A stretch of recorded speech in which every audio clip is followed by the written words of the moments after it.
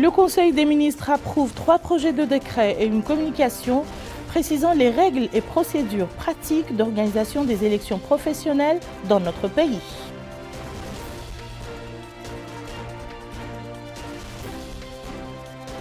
Le Premier ministre préside la réunion du comité interministériel chargé du suivi de la pandémie de Covid-19 et souligne la nécessité d'être vigilant et de faire face sérieusement à cette nouvelle campagne. Nouakchott accueille un atelier de sensibilisation pour faire le point sur les textes réglementaires relatifs à l'importation, l'acquisition, la distribution et la vente des médicaments vétérinaires. Merci Madame, Monsieur et bonsoir. Pour se prémunir, on ne le dira jamais assez, pour se prémunir de la Covid-19, faites-vous vacciner et respectez les mesures barrières. Le Conseil des ministres s'est réuni aujourd'hui sous la présidence de M. Mohamed El-Cheikh Al-Ghazouani, président de la République. Le Conseil a examiné et adopté les projets de décret dont un important statut particulier du corps des enseignants-chercheurs universitaires et hospitalo-universitaires. Melika Narli nous en dit plus. Le Conseil des ministres s'est réuni ce jeudi 30 décembre 2021 sous la présidence de M. Mohamed El-Cheikh Al-Ghazouani, président de la République. Le Conseil a examiné et adopté les projets de décret suivants. Projet de décret portant nomination du président du conseil d'administration du centre hospitalier d'Ayoun. Projet de décret portant nomination du président et des membres du conseil d'administration de l'École nationale de formation et de vulgarisation agricole. Projet de décret portant modification de certaines dispositions du décret numéro 2006-126 du 4 décembre 2006 modifié portant statut particulier du corps des enseignants, chercheurs universitaires et hospitalo-universitaires. Le présent projet de décret a pour objet de modifier certaines dispositions du statut particulier des enseignants-chercheurs universitaires et hospitalo-universitaires afin de mettre à jour les dispositions relatives à la charge d'enseignement, de définir les conditions objectives et les procédures à respecter pour la promotion et l'avancement dans les différents grades du corps des enseignants-chercheurs et de réviser les dispositions relatives à l'octroi des titres de professeurs honoraires et de professeurs émérites, notamment en termes de durée et de conditions d'accès à chaque position. Le ministre de la Justice, ministre des Affaires étrangères, de la Coopération et des Mauritaniens de l'extérieur par intérim, a présenté une communication relative à la situation internationale. Le ministre de l'Intérieur et de la Décentralisation a présenté une communication relative à la situation intérieure. Le ministre de la Fonction publique et du Travail a présenté une communication relative aux élections professionnelles en Mauritanie. Cette communication vise à mettre en place une feuille de route qui définit les règles pratiques et les procédures d'organisation des élections professionnelles en Mauritanie. La traditionnelle conférence de presse des ministres a été animée par le ministre de l'Éducation nationale et de la réforme du système éducatif, M. Mohamed Malaini Noulayi, porte-parole du gouvernement par intérim, le ministre de la Santé, M. Sidioul Zahaf, et la ministre de l'Enseignement supérieur et de la Recherche scientifique, Mme Amal Sidioul Cheikh Abdallah. Les ministres ont passé en revue les projets de décret approuvés par le Conseil des ministres. Le président de la République, M. Mohamed El-Cheikh Al-Ghazouani, a terminé hier soir une visite d'État qu'il a effectuée dans la République sœur d'Algérie. Cette visite a permis de consolider et de développer les relations de coopération entre les deux pays frères. Bokar Baylaba revient sur les temps forts de cette visite. Cette visite d'État en Algérie du président de la République, M. Mohamed El-Cheikh Al-Ghazouani, a été marquée par d'intenses activités. À l'aéroport international Houari Boumediene, le président de la République a été chaleureusement accueilli par Abdelmajid Tebboune, président de la République algérienne démocratique et populaire. Ainsi, les entretiens entre les deux dirigeants ont porté sur les relations de coopération exemplaires unissant les deux pays frères, ainsi que les moyens permettant de le développer davantage dans tous les domaines, afin d'accroître les intérêts des deux pays et de répondre aux aspirations de leurs deux peuples frères. Durant cette visite, le président de la République, M. Mohamed El-Cheikh Al-Ghazouani, avait reçu à la résidence d'État de Geralda le président du Conseil algérien de la Nation, Salah Goudjil. Il avait également reçu en audience le président de l'Assemblée populaire nationale, Brahim Boughali. Autre autorité algérienne reçue par le président de la République. Il s'agit du Premier ministre, ministre des Finances, Ayman Ben Abdelrahman. Ces entretiens s'inscrivent dans le cadre du renforcement de la coopération entre les deux pays. Autre temps fort de cette visite, c'est cette cérémonie de signature d'un certain nombre d'accords bilatéraux pour le renforcement de la coopération dans les domaines de l'enseignement supérieur, la santé, la formation professionnelle et la micro-entreprise. Les deux premiers accords portent sur un programme exécutif de coopération dans le domaine de l'enseignement supérieur et de la recherche scientifique pour les années 2022, 2023 et 2024. Le troisième accord porte sur un mémorandum d'entente dans le domaine de la formation professionnelle. Le quatrième accord est un mémorandum d'entente dans le secteur des micro-entreprises. Les accords signés entre la Mauritanie et l'Algérie ont englobé un protocole d'accord de coopération dans le domaine sanitaire. Les transports n'étaient pas en reste. D'ailleurs, le ministre de l'Équipement et des Transports, Mohamedou Ahmedou Mohamed, a signé avec son homologue algérien un protocole d'accord pour la construction de la route Tindouf-Zouerat longue de 800 km. Cette route est censée ouvrir des perspectives de coopération et d'échange entre les deux pays frères et permettre également à l'Algérie de se connecter avec les pays d'Afrique de l'Ouest. Un autre protocole d'accord a été également signé à Alger, portant sur la création d'un conseil d'affaires algéro-mauritanien. Et en vertu de l'accord, les deux instances s'engagent à organiser des manifestations économiques et commerciales et des rencontres afin de faciliter l'accès à l'information, orienter les opérateurs économiques des deux pays et leur permettre d'identifier les opportunités de coopération et renforcer les échanges commerciaux. Au cours d'une conférence de presse avec son homologue algérien au palais présidentiel à Alger, le président de la République, M. Mohamed Cheikh El Ghazouani, a remercié son frère et ami Abdelmajid Tebboune, président de la République algérienne démocratique et populaire, pour l'invitation généreuse qu'il a adressée pour visiter son deuxième pays, l'Algérie. Il a exprimé sa profonde satisfaction, celle de la délégation qu'il a accompagnée pour l'accueil chaleureux et l'hospitalité généreuse dont ils ont été l'objet. Il a rappelé que les relations de coopération entre les deux pays frères sont ancrées dans l'histoire et diversifiées, soulignant que l'action actuelle des deux pays vise leur approfondissement afin qu'elles se fixent au même niveau que les relations fraternelles et d'amitié unissant les deux peuples frères. Le président de la République a précisé que sa visite en Algérie est une occasion permettant de raffermir davantage les relations de coopération entre les deux pays à travers la signature de plusieurs accords dans d'importants domaines comme l'enseignement supérieur, la santé, la formation professionnelle et l'emploi.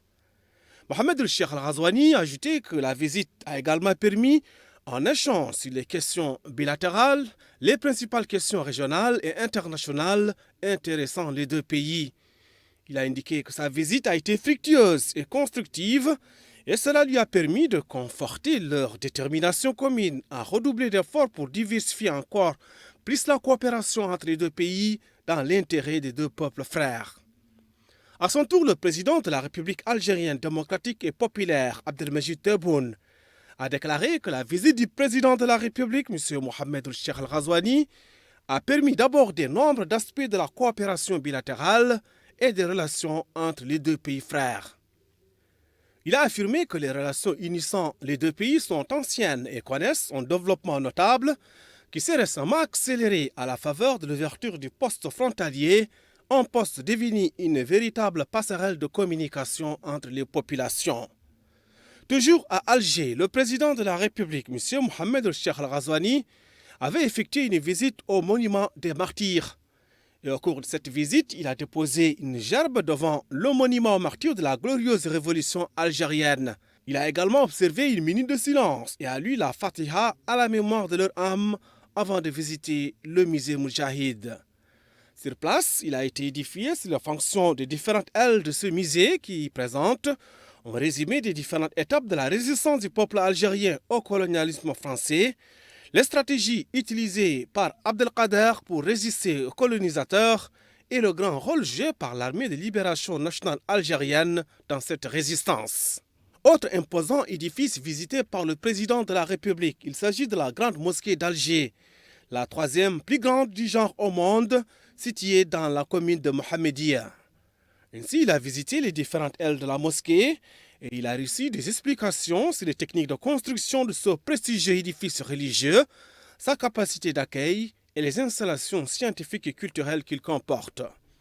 La grande mosquée d'Alger, d'une superficie totale de plus de 27 hectares, est surplombée par le plus haut minaret au monde, mesurant 267 mètres.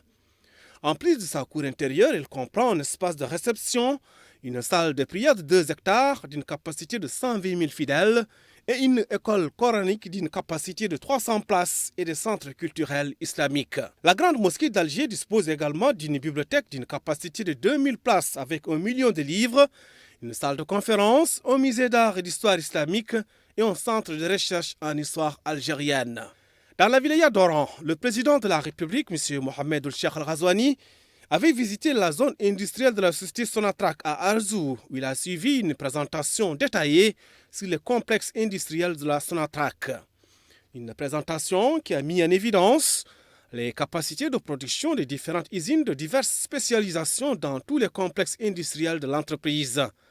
Le président de la République a été également édifié sur les composés disponibles pour la liquéfaction et la séparation des gaz, ainsi que les composés de l'industrie pétrochimique. Enfin, le président de la République, M. Mohamed Ould-Cheikh Al-Ghazouani, avait rencontré des représentants de la communauté mauritanienne en Algérie. La rencontre a été l'occasion pour le président de la République de s'informer sur les principaux problèmes posés aux ressortissants constitués en majorité d'étudiants.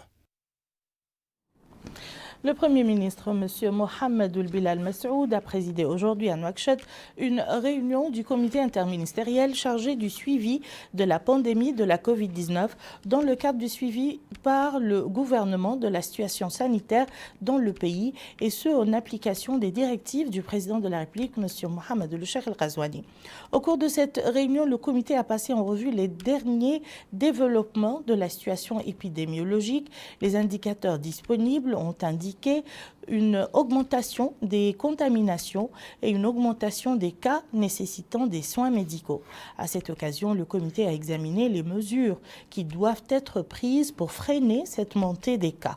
Ainsi, le comité a recommandé plus d'efforts pour la sensibilisation des citoyens sur le danger de la propagation rapide de ce virus, le respect de toutes les mesures barrières, notamment dans les lieux et espaces publics, intensifier les processus de diagnostic, élargir les opérations de vaccination au plus grand nombre de citoyens, la vaccination restant le meilleur moyen de prévention, fournir les équipements et les moyens matériels et humains nécessaires au niveau des structures de santé pour prendre en charge les personnes contaminées. Enfin, le Premier ministre a souligné la nécessité de mettre en œuvre toutes les instructions émises par les autorités compétentes et de faire face sérieusement à cette nouvelle vague de l'épidémie qui oblige chaque jour les États du monde à durcir les mesures. Pour plus d'informations sur ce sujet, nous recevons pour vous ce soir dans le journal le ministre de la Santé en personne, M. Sidi Ould Zahaf. Monsieur le ministre, bonsoir et bienvenue dans le journal. Alors, ces derniers jours, nous avons constaté une augmentation des contaminations au Covid-19 et une augmentation des cas nécessitant des soins médicaux et l'annonce aujourd'hui de plus d'une dizaine de cas de contamination par le variant Omicron. Quelles sont les mesures qui ont été prises pour faire face à cette situation? Alors, merci beaucoup pour cette opportunité. Effectivement, la situation épidémiologique est marquée ces derniers jours par une augmentation rapide et continue du nombre de cas. Nous sommes passés de 40 cas le dimanche à 248 aujourd'hui. C'est une première, on n'a jamais fait des pas aussi géants en si peu de temps. Et ça s'explique par l'intrusion du variant Omicron qu'on a isolé récemment dans un échantillon de 30 prélèvements, dont 14 se sont avérés des variants Omicron. Alors, À la réunion du Conseil des ministres aujourd'hui, ce sujet bien évidemment a été évoqué et le président de la République a donné ses instructions pour que le comité en charge du suivi de la pandémie du Covid se réunisse tout de suite, étudie la situation et prenne les mesures idoines pour faire face à cette situation. Pouvez-vous nous en rappeler ce que vous venez de le dire, nous l'avons suivi lors de la réunion du comité interministériel, le Premier ministre a donné certaines instructions, vous venez de le dire. Pouvez-vous nous en rappeler celles qui concernent votre département et comment vous allez procéder à leur application? Alors, par rapport aux mesures qui ont été prises aujourd'hui par le comité interministériel, juste pour les citer, c'est la restriction des rassemblements, toutes sortes de rassemblements. Ensuite, c'est l'intensification de la campagne de sensibilisation pour informer les populations de la situation et des risques qui sont là et pour les encourager à respecter davantage les mesures barrières et à recourir à la vaccination en masse. L'autre mesure, c'est la régionalisation de la riposte. Il faut que maintenant chaque région dispose de son propre plan de riposte et que les autorités régionales puissent en assurer la mise en œuvre et le suivi avec l'appui des départements sectoriels concernés. Aussi, pour encourager nos populations à se vacciner davantage, le comité aussi a décidé de donner un délai d'une semaine pour que l'accès aux administrations, aux espaces publics soit conditionné par la vaccination à la 3e ou au moins à la 2e dose. Alors, aussi, le comité a entériné en termes de vaccination la proposition d'introduire une 3e dose pour les personnes qui en ont pris la 2e et surtout les personnes à risque. Mais également, il a entériné la baisse de l'âge cible de la vaccination jusqu'à 12 ans. 12 ans, oui. Et donc, notre département a entrepris déjà des mesures en termes de réouverture des pavillons Covid dans les hôpitaux. On les avait fermés après la descente de la 3e vague. Et on avait préservé l'hôpital Mohamed Ben Zayed, qui est l'hôpital de référence, et c'est là où on recevait les malades, tout en permettant aux autres hôpitaux de s'occuper d'autres malades qui étaient programmés, qui attendaient, alors que les hôpitaux étaient préoccupés par le Covid. Alors maintenant, avec cette nouvelle situation, on va reprendre ces pavillons dans les différentes structures hospitalières, y compris au niveau régional. Également, on va intensifier la vaccination en accompagnant toutes les initiatives pour rendre la vaccination plus près des populations et aussi pour toutes les contraintes qui vont être appliquées pour encourager les gens à se vacciner. Alors, il faudrait que le service de vaccination soit disponible le plus proche possible pour que les gens puissent se vacciner au cas où ils ne l'auraient pas fait. D'accord. Allez-y. Voilà, donc bien entendu, on va contribuer à l'intensification de la campagne de sensibilisation qui relève surtout des acteurs de la société civile, mais on va contribuer en préparant des messages, en préparant des supports de communication et en appuyant techniquement aussi ces acteurs dans les activités de sensibilisation. Justement, le service d'éducation pour la santé y travaille.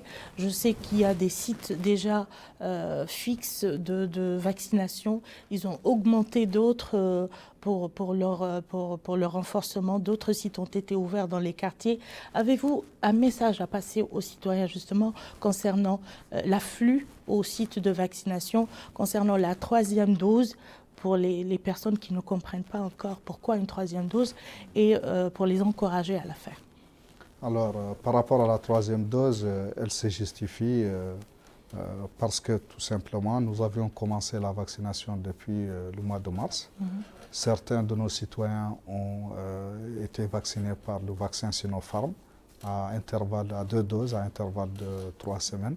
Ce qui fait que maintenant, ils ont atteint les 6 mois et donc commencent à perdre l'immunité. Voilà. Il faut renforcer maintenant cette immunité. Et en particulier pour les personnes à risque, à savoir les personnes âgées et les personnes malades chroniques. Maladie chronique, oui. Voilà. Aussi, par rapport maintenant aux autres mesures, comme vous l'avez dit, le service technique travaille sur la préparation des messages, des supports de communication pour soutenir cette campagne. Et les messages adressés maintenant aux populations aujourd'hui, c'est que c'est une situation nouvelle. On a vécu ces derniers jours une augmentation sans précédent du nombre de cas. Et ce n'est que le début. Et donc, vraiment, c'est un virus qui se propage rapidement, qui se transmet facilement, sa transmission est beaucoup plus facile que celle de Delta et des autres variants. Et donc, le risque est multiplié de 5 fois. On estime que le virus Omicron est 5 fois plus rapide que les autres variants. Donc, ça veut dire que le risque vraiment est très important. Il faut que les citoyens prennent conscience de cette situation et respectent strictement les mesures barrières et vraiment aillent à la vaccination, que chacun veille à ce qu'il soit vacciné, ses voisins, sa famille, ses connaissances, et aider à l'effort de sensibilisation contre cette nouvelle vague. Merci beaucoup, Monsieur le ministre de la Santé, Monsieur Sidi Ould Zahaf, d'avoir répondu à notre invitation et à nos questions. Merci beaucoup. Les rideaux sont tombés sur les journées de réflexion sur la régulation et la gouvernance démocratique organisées par la Haute Autorité de la Presse et de l'Audiovisuel qui avait débuté mardi à Nouakchott. Pendant 2 jours, les participants ont débattu des exposés portant sur la gouvernance démocratique, les médias et les marchés publics. Amina Mtakhlil. La clôture de ce colloque de réflexion organisé par la Haute Autorité de Presse et de l'Audiovisuel, APA, intervient après 2 jours d'exposés et de débats sur la gouvernance démocratique, la réglementation des médias et des marchés publics. L'occasion pour le président de la Haute Autorité de Presse et de l'Audiovisuel, M. Hussein Ould Meddo, d'insister sur l'importance de trouver les mécanismes de coordination nécessaires et une vision précise et pérenne des objectifs et activités de ces institutions, ainsi que la mission noble qu'elle mène dans le cadre de l'instauration de la gouvernance démocratique et son ouverture aux organes nationaux de la société civile et des partenaires au développement. M. Hussein Ould Meddo a enfin souhaité que ces journées de réflexion contribuent à la redynamisation de ces institutions et à leur ouverture aux partenaires. Lors de ce colloque, la Commission électorale nationale indépendante, le Conseil constitutionnel, le Conseil économique et social, en plus de l'autorité de régulation de la publicité, ont présenté des exposés qui ont édifié les participants sur les défis auxquels font face ces institutions, ainsi que les efforts fournis pour renforcer la gouvernance démocratique dans notre pays. Démarrage ce matin à Nouakchott d'un atelier de sensibilisation pour passer en revue les textes réglementaires relatifs à l'importation, l'acquisition, la distribution et la commercialisation de médicaments vétérinaires. Organisé par le ministère de l'Élevage, cet atelier vise à promouvoir l'élevage dans le pays et définir les responsabilités dans les tâches liées à la distribution et à la commercialisation des médicaments vétérinaires. L'objectif de cette rencontre est de renforcer le contrôle et l'inspection des produits. Plus de précisions avec Amina Takana. Vulgariser et partager les textes réglementaires avec les acteurs concernés pour assurer leur application optimale dans le but de préserver la richesse animale, mais également de protéger la santé publique en assurant la sécurité des produits d'origine animale. C'est la quintessence de cette rencontre qui permettra également de définir le rôle et la responsabilité de chacun en matière de distribution et de vente de médicaments vétérinaires pour renforcer le contrôle et l'inspection de ces produits. Dans un mot prononcé pour la circonstance, le secrétaire général du ministère de l'Élevage, Mohamed Salem Boulbouhadda, a indiqué que dans le cadre de la promotion de l'élevage, le gouvernement a récemment œuvré pour moderniser le cadre juridique réglementant le secteur et combler ses lacunes. Une approche qui, dira-t-il, s'est traduite à travers la mise en place d'un ministère chargé uniquement du développement de l'élevage et la réorientation du secteur pour surmonter les défis auxquels il est confronté, en particulier dans le domaine de la médecine vétérinaire. Au cours de cette première journée, de nombreuses présentations se sont déroulées, s'articulant autour des notions générales sur la législation et les textes réglementaires, mais également sur l'état des lieux des médicaments vétérinaires chez nous, suivi d'une présentation sur le système de contrôle de ces médicaments. Les activités de la Semaine des musées nationaux ont pris fin ce matin au collège d'Arafat 8 dans la wilaya de Nouakchott Sud. L'organisation de cette activité vise à découvrir de jeunes talents en beaux-arts dans les établissements scolaires. Emina Khalil. Dans le cadre de la politique gouvernementale visant le développement des talents nationaux dans différents domaines, surtout pour les élèves, intervient l'activité clôturée qui a été organisée par le Bureau national des musées en collaboration avec le collège numéro 8 d'Arafat au profit de 30 élèves.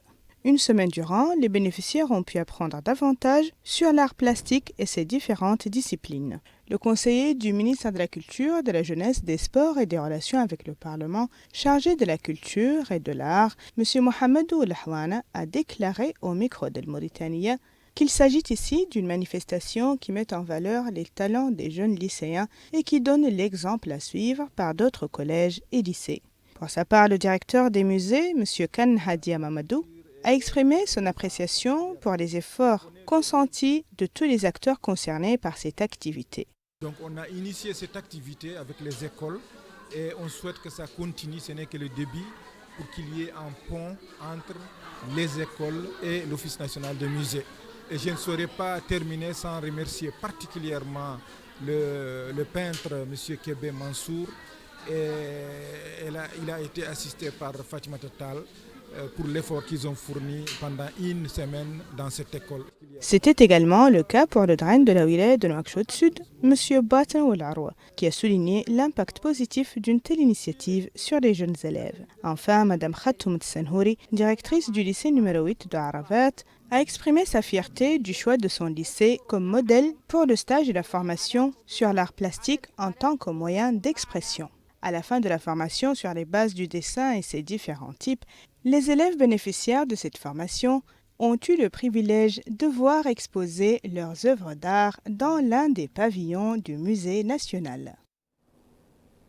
À présent, la situation épidémiologique du pays relative au Covid-19 au cours des dernières 24 heures et qui a été marquée par l'enregistrement de 248 nouvelles contaminations au coronavirus, 28 guérisons et un décès, ce qui porte le cumul des cas de contamination à 41 154, 39 138 guérisons et 863 décès.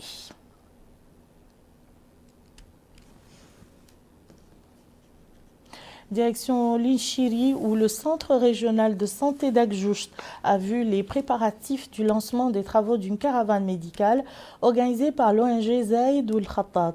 La caravane, qui durera 4 jours, effectuera gratuitement des centaines de consultations et d'opérations aux indigents. La salle de réunion de la nouvelle maison des jeunes de Zouérat a accueilli ce matin la cérémonie de lancement de la première phase du projet de sensibilisation sur l'importance de préserver l'environnement. Les associations scouts et guides de la wilaya du Tirs-Zemour suivront une formation sur la sensibilisation à la préservation de l'environnement. La 5e campagne nationale de vaccination lancée par les pouvoirs publics sur l'ensemble du territoire national se poursuit dans de bonnes conditions à l'intérieur du pays. C'est le cas notamment à Nema et Kifa, où les populations locales se dirigent vers les centres ouverts à cet effet pour se prémunir contre le virus mortel. Mohamed El-Khattab. Cette tente traditionnelle, dressée au milieu de la Batha de Nema, est un site de vaccination contre la Covid-19, placé ici pour renforcer les efforts de sensibilisation et de mobilisation dans le cadre de la 5e campagne nationale de vaccination contre la Covid-19. Des efforts qui ont permis de booster l'affluence des populations, l'objectif étant de vacciner 70 000 personnes dans le Hod el-Sharqi. Selon le chef de service de la santé de base au niveau de la direction régionale de la santé au Hod el-Sharqi, M. Sidi Mohamed El-Salik, pour cette 5e campagne, nous avons à Tiddi décidé d'ouvrir un site de vaccination dans le marché, dans le centre-ville de Nema, pour coopter les voyageurs venant et allant vers la wilaya. Cela s'est avéré une bonne chose parce que l'affluence est grande. Nous avons atteint les 400 vaccinés entre le premier et le deuxième jour. Cette campagne de vaccination se distingue par le fait qu'elle permet aux enfants de 12-17 ans de se faire vacciner et aussi de renforcer les doses pour les plus âgés et les personnes atteintes de maladies chroniques. Comme l'affirme ce médecin qui déclare qu'outre les franges 12-17 ans, cette 5e campagne nationale de vaccination contre la Covid-19 offre la possibilité, pour ceux qui ont pris des doses de vaccin depuis 5 mois, de prendre une 3e dose de rappel du vaccin chinois Sinopharm ou de Johnson & Johnson 2 mois après avoir pris la première dose. C'est donc une affluence grandissante qui dénote du niveau élevé d'éveil et de prise de conscience des populations quant à la nécessité impérieuse de se faire vacciner contre la pandémie. Les bénéficiaires de cette vaccination étaient unanimes pour dire qu'il n'y a pas de mal à se faire vacciner et que mieux vaut prévenir que guérir, appelant les populations à se ruer vers les centres de vaccination pour se prémunir et protéger la santé de tous. À Kifa, les populations ont commencé à affluer dès les premières heures de la journée vers les centres de vaccination pour prendre les doses anti-Covid-19, notamment AstraZeneca, Sinopharm et Johnson & Johnson, disponibles en quantité suffisante. À cela s'ajoute une campagne de sensibilisation et de mobilisation menée tambour battant à travers des véhicules légers équipés de haut-parleurs, invitant les habitants à aller se faire vacciner pour se protéger contre la pandémie. Je remercie les équipes médicales et le ministère de la Santé d'Issé Genome pour ces vaccins et j'invite tout le monde à venir se faire vacciner. Je suis venu prendre le vaccin, la campagne est bien organisée et les équipes de vaccination sont très disponibles et bienveillantes, dit cet autre. Il est vrai que les services sanitaires de la wilaya de la Saba ne cachent pas leur satisfaction de voir les centres de vaccination connaître une réelle affluence, comme le souligne ce médecin-chef à Kifa, M. Bab Ahmed Ouelhama Ouelbouelle, qui a précisé que les populations affluent aux centres de vaccination grâce aux campagnes de sensibilisation et au travail des équipes à la fois fixes et mobiles à Le Gran, à Korat et les équipes avancées au niveau des communes centrales et à Kifa, ainsi que d'autres équipes à bord de véhicules qui sillonnent le milieu rural. À quelques jours de la fin de la campagne, les quantités de doses de vaccins sont encore disponibles et les portes des centres de vaccination restent grandes ouvertes pour les populations qui n'ont pas encore pris leur dose de vaccin contre la Covid-19. La réserve nationale de Diaoling a accueilli hier un groupe de 30 étudiants de l'école Mon Avenir en excursion pédagogique sous la supervision conjointe des enseignants de l'école et de l'administration de la réserve. Le but du voyage est de sensibiliser les jeunes à la nécessité de prendre soin de l'environnement. Yedalifal. Le voyage est organisé en adoptant le programme national, le Green School Programme, qui a été conjointement présenté au Conseil des ministres le 11 mars 2021 par le ministre de l'Éducation nationale et de la réforme du système éducatif et celui de l'environnement et développement durable. Ce programme conjoint contribue à la mise en œuvre de la stratégie nationale de développement et s'articule autour de l'intégration des enjeux environnementaux et des principes de développement.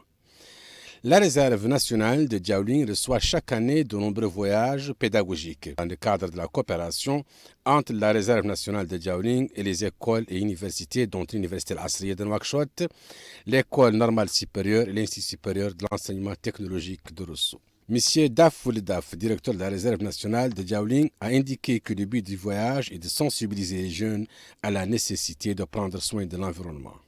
La présente excursion pédagogique rentre dans le cadre du programme national de sensibilisation et d'éducation environnementale. C'est ce qui est dénommé les écoles vertes. C'est pour montrer aux élèves l'importance de cette denrée qui est l'eau. Et puis par la suite, nous avons visité les sites de pêche au niveau du parc national de Diaoling. Ensuite, nous avons observé des arrêts pour leur expliquer aussi la diversité biologique, que ce soit particulièrement sur des espèces de la faune aquatique. À son tour, la directrice de l'école Le Mon Avenir, Mme Christiane Drobin, a salué cette orientation positive à l'égard de l'environnement. Je souhaiterais quand même remercier le ministère de l'Éducation nationale mauritanienne ainsi que le ministère de l'Environnement et du Développement durable qui nous a permis aujourd'hui à cette école Mon Avenir d'être présent, de faire découvrir aux enfants mauritaniens leur territoire, leur patrimoine, ce lieu privilégié, préservé, qui est d'une grande grandeur nationale et beaucoup plus encore puisque ce parc de Diaoling se prolonge au-delà des frontières mauritaniennes avec le Sénégal. Donc c'est vraiment un atout majeur. Les élèves n'ont pas manqué de dire leur intérêt. J'ai vu des crocodiles, des pélicans, des petits oiseaux.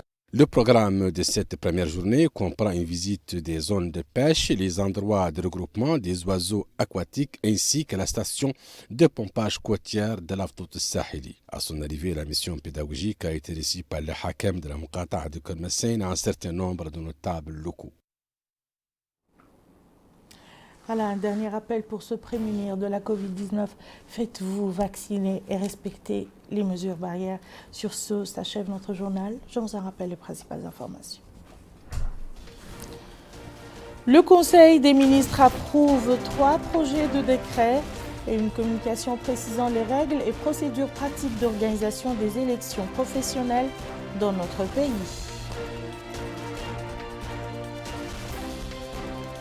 Le Premier ministre préside la réunion du comité interministériel chargé du suivi de la pandémie de Covid-19 et souligne la nécessité d'être vigilant et de faire face sérieusement à cette nouvelle vague.